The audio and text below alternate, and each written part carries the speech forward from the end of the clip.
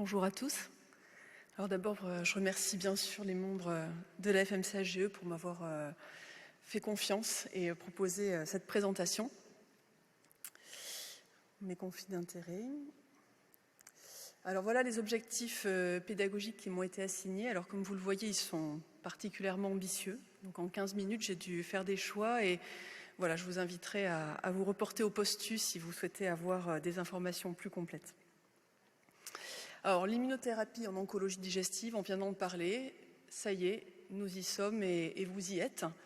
Et ça ne fait vraisemblablement que commencer. Donc il faut maintenant que nous apprenions à gérer ces toxicités très spécifiques. Et heureusement, nous bénéficions de l'expérience accumulée depuis plus de 10 ans maintenant sur l'utilisation de ces molécules dans d'autres localisations tumorales, mélanome, poumon, urologie. Alors vous le savez, l'immunothérapie dont on parle aujourd'hui, ce sont les inhibiteurs de checkpoint immunitaires, les points de contrôle immunitaire, qui sont des systèmes physiologiques très importants permettant l'immunotolérance vis-à-vis du soi et qui sont subvertis par les cellules tumorales pour induire une immunotolérance à leur égard. Et donc par le blocage pharmacologique de ces checkpoints, on va pouvoir restaurer une immunité antitumorale chez l'hôte au prix de l'induction d'effets indésirables de mécanismes auto-immuns ou immuno-inflammatoires. Alors malgré tout, ces traitements par immunothérapie sont finalement remarquablement bien tolérés. Et donc, par exemple, dans cette grande méta-analyse, plus de 15 000 patients inclus dans des essais randomisés, on voit que les traitements anti-PD1, anti-PDL1 en monothérapie ont un profil de tolérance absolument excellent. Et ensuite, par ordre de croissance, on voit une toxicité un peu plus importante pour les anti-CTLA4, encore un peu plus importante pour les bi-immunothérapies, mais qui restent globalement mieux tolérées que les traitements conventionnels, qu'il s'agisse de chimio ou de TKI. Et puis par contre, on a les schémas globalement les plus toxiques, qui sont les associations chimio plus immuno. Alors, ces données étaient issues essentiellement d'essais provenant du mélanome et du cancer pulmonaire, mais ce très bon profil de tolérance se vérifie dans les essais d'oncologie digestive. Et donc ici, pour exemple, dans l'essai Keynote 177, qui a comparé dans le cancer du côlon DMMR en première ligne, le pembrolizumab à une bichimiothérapie plus ou moins thérapie ciblée, on voit que finalement le risque de toxicité de grade élevé est divisé par 3 sous pembrolizumab et que finalement sous pembro, seulement 9% des patients vont avoir des effets indésirables de grade élevé spécifiquement dus à une immunotoxicité. Alors, quels sont les organes qui vont faire les frais de cette activation du système immunitaire? Ce sont d'abord des organes barrières et en premier lieu la peau et le tube digestif, ainsi qu'ensuite le foie et le poumon, et puis les glandes endocrines, et notamment des dysthyroïdies, des hypothyroïdies, parfois des hyperthyroïdies, ainsi que l'hypophyse, avec des hypophysites en particulier sous anti-CTLA4. Mais finalement, tous les organes peuvent être la cible de façon rare ou même parfois exceptionnelle d'une immunotoxicité, ce qui va nécessiter de la part du clinicien une vigilance un peu permanente face à tout symptôme éventuellement un peu inhabituel que vont pouvoir présenter les patients. En termes de fréquence, les effets indésirables, tout grade confondu, toutes molécules confondues qui arrivent en premier, c'est les toxicités cutanées et digestives, avec tout de même une surreprésentation sous anti-CTLA4 par rapport aux anti-PD1, PDL1. Et si on se concentre sur les effets indésirables de grade élevé, ce sont les colites et les hypophysites sous anti-CTLA4 qui ressortent vraiment, alors que le spectre d'effets indésirables graves des anti-PD1, PDL1 est plus vaste, mais avec une probabilité de survenue plus faible. En termes de chronologie, là également, ce sont les toxicités cutanées et digestives qui vont s'exprimer en premier, suivies ensuite des toxicités hépatiques. Les toxicités endocriniennes peuvent survenir un petit peu à tout moment du traitement, mais finalement ce qu'il faut garder à l'esprit, c'est que même si dans l'ensemble, sous mono-immunothérapie, la médiane de survenue des effets indésirables est de 6 semaines, il y a en réalité une très grande variabilité avec des patients qui vont pouvoir développer une toxicité dès la première semaine suivant la première cure d'immuno, et au contraire des patients qui vont être exposés à ce type de toxicité après plusieurs mois de traitement et même après l'arrêt de l'immunothérapie. Sous bi-immunothérapie, anti-PD1 plus anti-CTLA4, globalement, on va avoir des effets indésirables qui sont plus précoces, plus fréquents et plus intenses. Alors même si le risque de décès toxique est extrêmement faible du fait de cette bonne tolérance globale, ils existent quand même et c'est important de bien les connaître. Et je vous présente ici cette étude qui a décrit plus de 750 décès attribuables à l'immunothérapie. Alors sur ce graphique, vous avez en vert clair le nombre total d'effets indésirables qui ont été rapportés avec leur fréquence. Et en vert foncé, vous avez la létalité, c'est-à-dire le pourcentage de décès pour chacune de ces toxicités. Et donc ce que nous apprend cette étude, c'est que sous anti-CTLA4, donc en l'occurrence c'était l'ipilimumab, la fréquence des colites est finalement responsable d'un nombre de décès importants, et ces colites sous anti-CTLA4 représentent la première cause de décès toxiques. Sous anti-PD1, anti-PDL1, par contre, les causes de décès sont plus variables, mais les pneumopathies arrivent en première position. Et si on s'intéresse maintenant aux toxicités qui ont la létalité la plus élevée, on voit que ce sont les toxicités cardiologiques en premier, musculaires, pulmonaires, hépatiques et hématologiques. Et j'attire en particulier votre attention sur ces toxicités myocardiques qui sont heureusement très rares, mais potentiellement très graves et avec une létalité de l'ordre de 40%. Et donc il est important de les dépister. Ce sont des patients qui vont avoir au départ peu de symptômes et qui font des morts subites. Donc il faut les rechercher activement. Un autre message important de cette publication, c'est la précocité de survenue de ces effets indésirables létaux.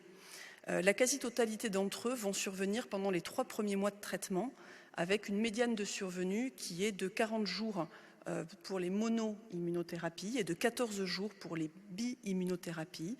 Et donc c'est vraiment en début de traitement qu'il faut avoir une vigilance maximale sur la survenue de ces effets indésirables. Alors nous abordons maintenant la prise en charge pratique, diagnostique et thérapeutique de ces toxicités. Elle a fait l'objet de très nombreuses publications, très nombreux consensus, ici en particulier les publications de l'ASCO et de l'ESMO. Alors toutes ces publications ont l'avantage d'être très pragmatiques, pédagogiques, avec des arbres décisionnels très clairs en fonction de chaque toxicité, mais il faut quand même garder à l'esprit qu'elles reposent sur des données des niveaux de preuve qui restent encore aujourd'hui assez faibles. Alors un élément important est que ces toxicités, dès lors qu'elles vont avoir une certaine gravité ou complexité, vont rapidement sortir du champ d'action de l'oncologue, et donc il y a nécessité bien souvent d'une réflexion pluridisciplinaire. Alors, une première chose, c'est que d'abord, il ne faut pas être seul pour les gérer, et donc des RCP dédiés à ces immunotoxicités se sont mis en place dans la plupart des grands centres, sont accessibles et vous permettent de discuter les dossiers. L'autre élément, c'est qu'il faut avoir constitué son réseau de spécialistes, sensibilisés à cette néopathologie et à même de prendre en charge de façon réactive vos patients. Alors, y a-t-il d'abord des contre-indications à l'immunothérapie? C'est bien sûr difficile de répondre à cette question. On parle de maladies graves. Finalement, c'est toujours la même chose en oncologie. C'est chez les patients fragiles, c'est une discussion au cas par cas entre le rapport bénéfice-risque pour les patients les plus fragiles, âgés, comorbides, etc., qui étaient en règle générale exclus des essais ou en tout cas largement sous-représentés. Et par contre, je vais détailler un petit peu la question des patients avec un terrain dit immunitaire. Un autre message important est de penser à nettoyer l'ordonnance et la surtoxicité maintenant bien documentée des IPP qui augmentent le risque de toxicité rénale et des AINS, le risque de toxicité rénale et digestive. Alors, Chez les patients qui ont un terrain dysimmunitaire, il faut distinguer deux situations. Les patients qui ont une auto-immunité asymptomatique, donc des auto-anticorps positifs, et les patients qui ont des vraies maladies auto-immunes ou immuno-inflammatoires. Première question, ces patients ont-ils un risque majoré de toxicité? La réponse est oui, mais finalement, ils ne semblent pas plus exposés à des toxicités graves et quelques travaux suggèrent qu'ils pourraient peut-être avoir une meilleure réponse à l'immunothérapie. Donc en soi, ce n'est pas un frein à la prescription de l'immuno. En revanche, les patients qui ont des maladies auto-immunes sont effectivement exposés à un risque de poussée de l'ordre de 20 à 30%, qui dans les études est décrit comme gérable, mais il faut tout de même nuancer ce propos parce que c'était essentiellement des maladies auto-immunes ne mettant pas en jeu le pronostic vital des patients, des maladies rhumatismales, cutanées, endocriniennes. Et donc, il faut probablement être plus prudent dans les autres maladies que sont les MICI, avec un risque de poussée qui est plutôt de 1/3 des patients, dont la moitié sont graves. Et enfin, très peu de données sur les maladies auto-immunes susceptibles d'engager le pronostic vital et qui étaient exclues de la majorité de ces cohortes. Dans tous les cas, ces patients doivent être discutés au cas par cas dans le cadre d'une RCP. Alors, il faut essayer d'anticiper la toxicité, éduquer le patient à reconnaître les symptômes, faire un bilan pré-thérapeutique. Vous avez l'habitude de le faire pour les chimiothérapies. Là, il est un peu différent. Il y a notamment un bilan endocrinologique baseline, mais également un bilan cardiologique avec au minimum tropo-ECG et un bilan cardiologique plus complet chez les patients plus à risque. Il faut bien sûr essayer de détecter précocement les symptômes et bien interroger les patients sur des symptômes initialement peu spécifiques d'asthénie, de dyspnée, de douleurs thoraciques. Faire bien sûr des bilans d'intercure. Et puis, lorsque le symptôme est là, chercher à écarter les diagnostics différentiels, notamment infectieux, ça c'est très important avant d'initier une corticothérapie, les symptômes en rapport avec la progression tumorale, avec une pathologie intercurrente et la question parfois difficile lorsqu'il y a plusieurs traitements anticancéreux de savoir si c'est vraiment l'immunothérapie qui est la cause des symptômes, avec recours si besoin à une biopsie pour en faire la preuve. Très important de bien grader la toxicité, ça permet que nous parlions tous le même langage et c'est la base des recommandations, avec une attention particulière sur les grades 2 qui sont une situation un peu charnière où selon le risque évolutif de la toxicité, on va pouvoir poursuivre le traitement sous une vigilance renforcée ou au contraire arrêter et prendre en charge activement la toxicité. Enfin, parfois, les patients peuvent avoir une multitoxicité. On estime qu'elle est présente chez 1/3 des patients environ. Et j'attire votre attention sur cette forme très particulière, rare, qui est le syndrome 3M, association myocardite, myosite, myasthénie, grévée d'une mortalité de 60%. Et donc, chacune de ces toxicités, lorsqu'elles surviennent, doit faire rechercher les deux autres. Alors, il n'est bien sûr pas possible de développer la prise en charge de chacune de ces toxicités, mais finalement, on procède toujours de la même manière. Hein. La première question, qu'est-ce qu'on fait de l'immunothérapie? On l'arrête, on la poursuit. Est-ce qu'on hospitalise le patient et est-ce qu'on introduit une corticothérapie? Alors, on se base bien sûr sur le grade de sévérité. Les toxicités de grade 3-4 sont graves et donc justifient en règle générale l'arrêt du traitement et l'hospitalisation du patient. Les toxicités de grade 1 et parfois de grade 2 permettent en règle générale la poursuite de l'immunothérapie et une gestion ambulatoire, avec cependant quelques exceptions. Donc ces fameuses toxicités qui ont un risque de létalité élevé, toxicité cardiaque, neuromusculaire, hématologique, imposent l'arrêt du traitement et l'hospitalisation du patient dès un grade 1. Et en revanche, les toxicités endocriniennes, qui sont en général définitives et vont être traitées par hormonothérapie substitutive, vont pouvoir, la plupart du temps, après équilibration, permettre la poursuite du traitement. On initie ensuite une corticothérapie en dehors des toxicités endocriniennes. Elle est en général recommandée à partir des grades 2 avec une posologie et une voie d'administration orale ou intraveineuse qui va dépendre du niveau de sévérité. Une fois le patient sous corticothérapie, on ne le laisse pas dans la nature. C'est important de bien monitorer la réponse au traitement. Cette évaluation, elle est faite en général au 3e jour de traitement, parfois au 5e jour selon la toxicité et les recommandations. Le patient qui répond correctement à la corticothérapie va pouvoir être très rapidement sevré en quelques semaines. Et en revanche, en cas de corticorésistance, eh bien, il faut agir. Il ne faut pas s'en tenir là. Et sans rentrer dans les détails, on dispose aujourd'hui de tout un arsenal thérapeutique de traitements immunosuppresseurs qui vont pouvoir prendre le relais de cette corticothérapie qui ne marche pas, et en particulier l'infliximab que vous connaissez bien dans les colites à l'immunothérapie qui marche très vite et très bien.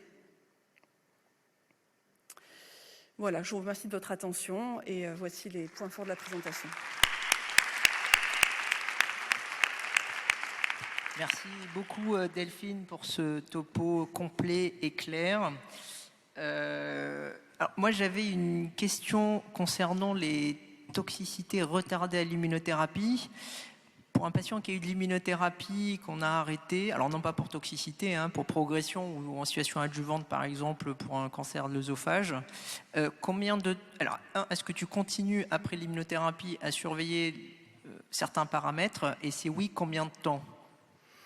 Alors, question difficile parce que je n'ai pas trouvé beaucoup de choses écrites là-dessus. Des toxicités jusqu'à 1 an après la fin de l'immunothérapie sont décrites à ma connaissance. Et après, je ne crois pas qu'il y ait de recommandations précises sur le bilan paraclinique à poursuivre après l'arrêt de l'immuno. C'est des patients normalement qui vont continuer à être suivis cliniquement puisqu'ils ont un cancer.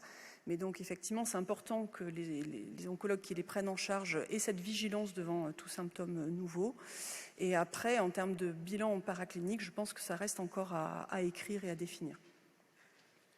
Alors, d'abord, il y a félicitations sur le chat. Donc, je pense qu'on peut tous te féliciter pour la clarté de ton exposé et la qualité du texte. Ceux qui s'intéressent à cette thématique, vraiment, allez lire le texte, qui est d'une qualité assez exceptionnelle. Il y a des questions sur le suivi de la troponine. Est-ce que tu le fais juste au bilan initial? Est-ce que tu le fais de manière répétée durant le suivi, à chaque cycle? Comment ça se passe?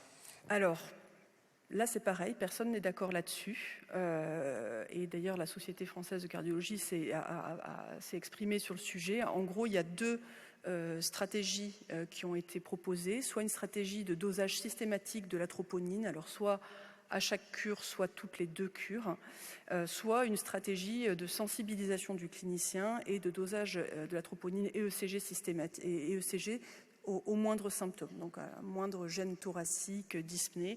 Et donc même la Société française de cardio ne s'est pas positionnée de façon hyper tranchée entre ces 2 attitudes. Une question sur le chat sur l'hyperéosinophilie. Est-ce qu'elle est systématiquement associée à une colite? Alors non, alors l'hyperéosinophilie, elle est fréquente, elle fait partie des toxicités hématologiques et elle peut être bénigne, modérée et non forcément accompagnée de symptômes. Et non, ce n'est pas particulièrement un marqueur biologique associé aux colites. Question micro 3. Est-ce qu'il y a une relation entre la toxicité et l'efficacité du traitement? Est-ce que les patients qui font plusieurs toxicités sur différents organes, finalement, ils répondent mieux au traitement? Alors, c'est une question difficile. C'est des données qui commencent effectivement à sortir. En tout cas, je les ai vues, par exemple, pour le cancer du poumon, où notamment la survenue d'une toxicité pulmonaire paraît un élément favorable en termes de réponse au traitement. Pour ce qui est des essais en oncologie digestive, je pense qu'on n'a pas encore assez de recul pour le répondre. Mais il y a quand même quelques signaux en ce sens. Question micro 1. Merci beaucoup pour le topo, qui était très clair. En effet, moi j'avais une question plus pratico-pratique. Pour les colites immunomédiées, donc c'est soit infliximab, soit on a des données avec le vedolizumab. Et combien de perfusions on fait et en fonction de quoi Alors, on a effectivement des données sur les 2 molécules. Elles n'ont pas été comparées face-face. Pour l'infliximab, sur lequel on a le plus de données, La tendance actuelle est de plus en plus de faire 2 cures, c'est-à-dire qu'on a, après une cure, à peu près 50% des patients qui sont en rémission, et après 2 cures, 70-75%. Et donc c'est vrai que quand on fait une seule cure, on a quand même un risque de rechute rapide. Voilà, donc plutôt en règle générale 2 cures. Et puis après, voilà, la poursuite est parfois nécessaire chez un petit nombre de patients en fonction de l'évolution des symptômes, le changement ou le switch. J'ai une question sur les fiches info patients. Sur les, pardon ? À gauche. Sur fiches info patients, parce qu'on a des fiches d'information sur tous nos protocoles de chimiothérapie, etc. J'ai l'impression qu'il n'y a pas grand-chose sur les immunothérapies, que ce soit les anti-PD1 ou anti-PDL1 seuls, en combinaison avec les anti-CTLA4, etc. Et en fait, c'est vrai que nous, en digestif, il y a des essais là, qui arrivent en néoadjuvant, etc. Il y a des décès. Il y a des gens qui font des myocardites et qui décèdent. Moi, j'ai l'impression qu'il est décédé à J7. Et c'est compliqué d'expliquer tous les effets secondaires en consultation. Et donc, c'est vrai que ce type d'outil pourrait nous aider, mais je ne sais pas si ça existe. Alors, je ne les ai pas forcément tout de suite sous les yeux, mais je sais qu'il y a un certain nombre de centres, notamment pour le mélanome, où ils ont quand même beaucoup d'années d'utilisation derrière eux, où ils ont écrit ce type de fiches. Je pense qu'elles sont actuellement propres à chaque centre, donc c'est vrai qu'il y aura probablement un travail de mise en commun et d'harmonisation. Merci beaucoup Delphine. Avec plaisir.